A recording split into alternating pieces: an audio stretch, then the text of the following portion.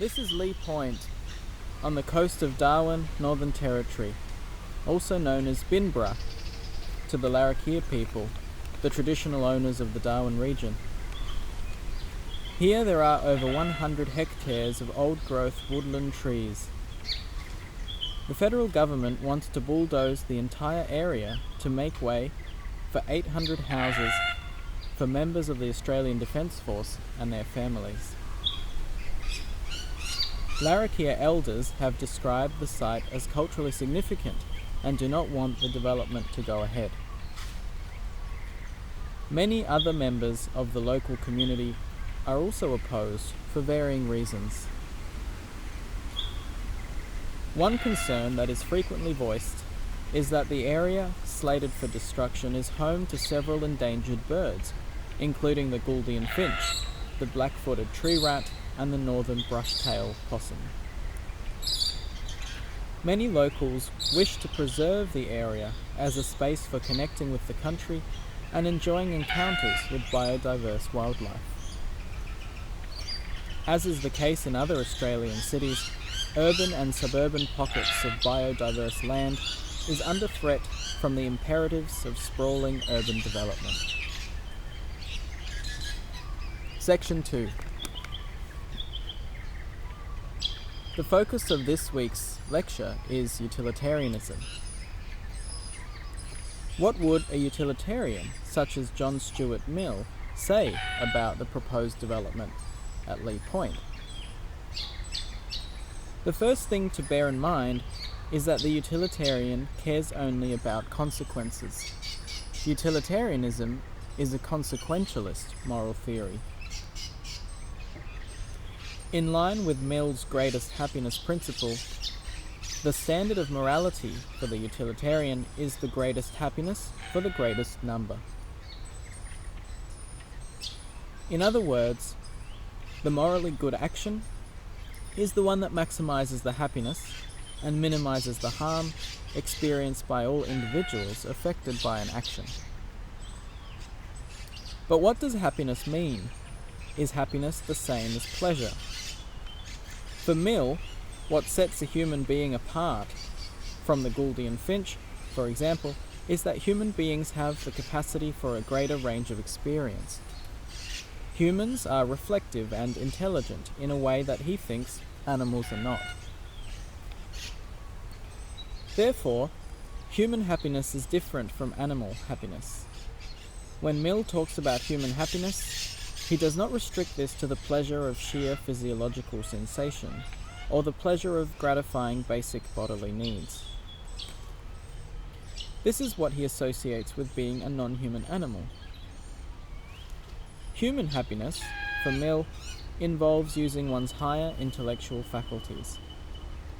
Mill makes a distinction between kinds of pleasure. He says that some pleasures are simply of a higher quality, and that we humans know this by using our higher faculties to prefer one pleasure over another, even if it means we have to put up with a degree of pain and suffering. Thus, the greatest happiness for the greatest number does not entail the absence of any pain whatsoever. Rather, it entails a balancing exercise, where, if we are to put it crudely, the ultimate benefits outweigh the incurred costs. Section 3. Now that we know what happiness means for Mill, we can return to our question. What would maximize the happiness of all involved in this situation? We first need to know whose happiness counts in the calculation. There are potentially many parties involved in the proposed development at Lee Point, including the members of the Defence Force and their families, the local opponents of the development, and perhaps even the birds themselves, who will lose their habitats if the bulldozing goes ahead. Should their happiness count? Mill seemingly believed his doctrines extended to the whole sentient creation, which would include all non-human animals in the utilitarian calculation. Taking this broad view where every sentient being's happiness counts, You might think that one option is to follow a majority rule as an approximation of the utility principle.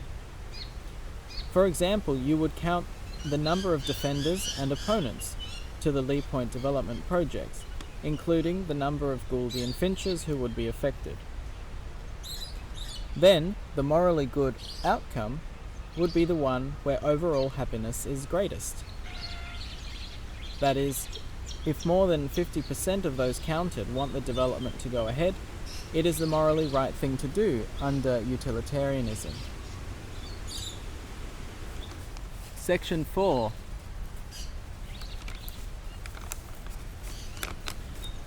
But one of the problems with this majority rule decision making is that it does not easily accommodate the difference between short, medium, and long-term consequences.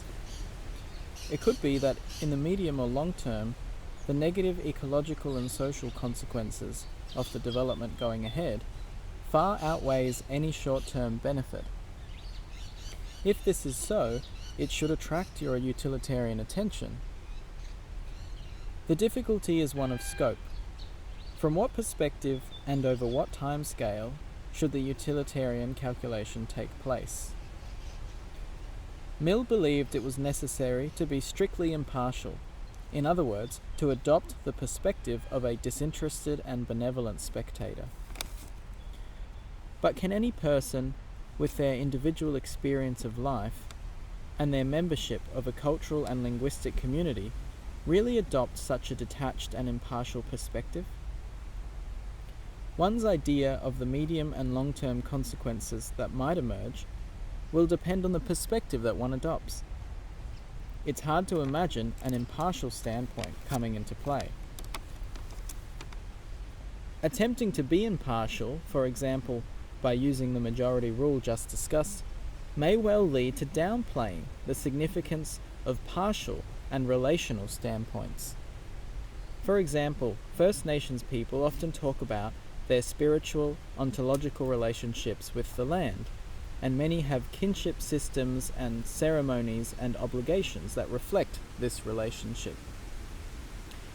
The significance of the Lee Point forest for the Larrakia opponents is not properly captured from an impartial standpoint. Such impartiality may even perpetuate unjust colonial biases. Thus, these issues pose a problem for a utilitarian moral decision-making based on the majority rule. Section 5.